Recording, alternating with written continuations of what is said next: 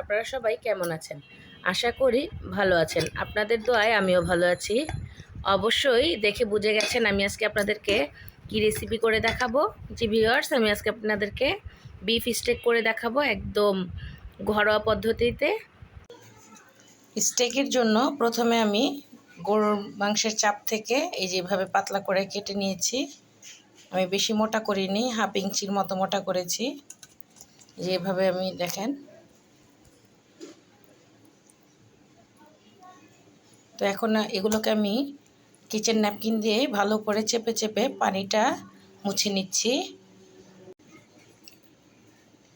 এই যে আমি এভাবে চেপে চেপে সবগুলোকে মুছে নিব,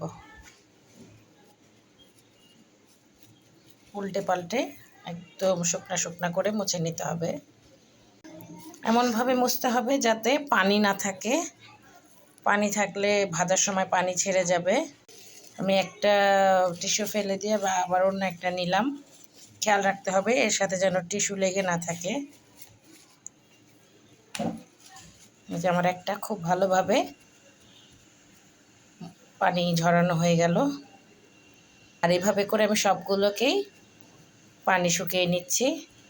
এইভাবে আমি সবগুলো পানি শুকিয়ে নিয়েছি। গরুর মাংসের চাপের মধ্যে এখন আমি দিয়ে দিব কালো গোলমরিচের গুঁড়া, দিয়ে ভালো করে মেখে নিব। মেখে উল্টে নিচ্ছি। এই পাশটাতেও দিব। আমি এখনই লবণ অ্যাড করব না, আমি কিছুটা সময় ম্যারিনেশন হতে দিব তাই। আর আপনারা যদি সাথে সাথে ভেজে নেন তাহলে সাথে সাথে লবণ আর গোলমরিচের গুঁড়াটা দিয়ে দিবেন। আমি লবণটা এখন দিব না, এখন লবণ দিলে পানি ছেড়ে যাবে। তো আমি একটু ঝাল ঝাল করার জন্য কিছুটা সময় গোলমরিচ দিয়ে ম্যারিনেশন করে রাখবো, আর ভাজার আগে লবণ দিয়ে দিব।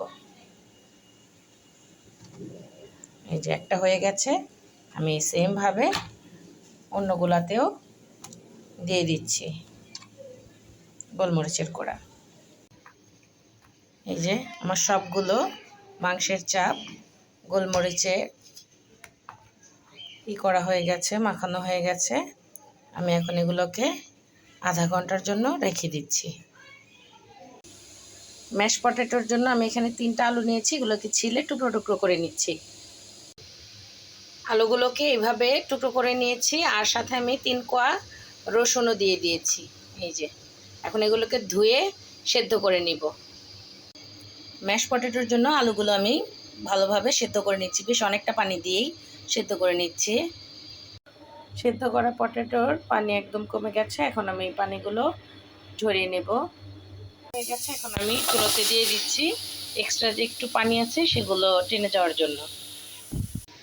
আলুর পানি টানিয়ে নিয়েছি, এখন পটেটো ম্যাশার দিয়ে ম্যাশ করে নিচ্ছি। হয়ে গেল আমার পটেটো ম্যাশ করা। এখানে আমি অ্যাড করে দিচ্ছি 3 কিউব বাটার, হাফ কাপের মতো দুধ দিয়ে দিলাম, হাফ চা চামচ কালো গোলমরিচের গুঁড়া। তৈরি হয়ে গেল আমার ম্যাশ পটেটো। এখন আমি স্টেকটা ভেজে নিচ্ছি। দিয়ে দিয়েছি, এখন আমি এখানে স্টেকটা দিয়ে দিলাম। একদম চুলার আঁচটা হাই হিট থাকবে, হলেই এরকম সিজলিং শব্দ হবে। আর প্রতি আধা মিনিট পর পর উল্টে দিতে হবে। পর আমি উল্টে দিয়েছি, এখন দিয়ে দিচ্ছি বাটার, আরও দিয়ে দিব কয়েক টুকরো রসুন। এই যে বন্ধুরা, হয়ে গেল আমার বিফ স্টেক আর ম্যাশ পটেটো। তো আমি আপনাদেরকে কেটে দেখাচ্ছি। এই যে বন্ধুরা দেখেন, ভিতরটা কি সুন্দর জুসি জুসি ভাব আছে। আমি একদম পিঙ্ক পিঙ্ক রাখিনি, কারণ একদম পিঙ্কটা আমার কাছে কেমন কাঁচা কাঁচা গন্ধ লাগে। এরকম করে নিয়েছি। আপনারা যদি পিঙ্ক খেতে চান তাহলে আর একটু কম ভাজলেই হবে। তো আশা করি আমার আজকের ভিডিওটি আপনাদের ভালো লেগেছে। যদি ভালো লেগে থাকে তাহলে প্লিজ আমাকে লাইক, কমেন্ট, শেয়ার এবং সাবস্ক্রাইব করবেন। আজকের মতো আল্লাহ হাফেজ।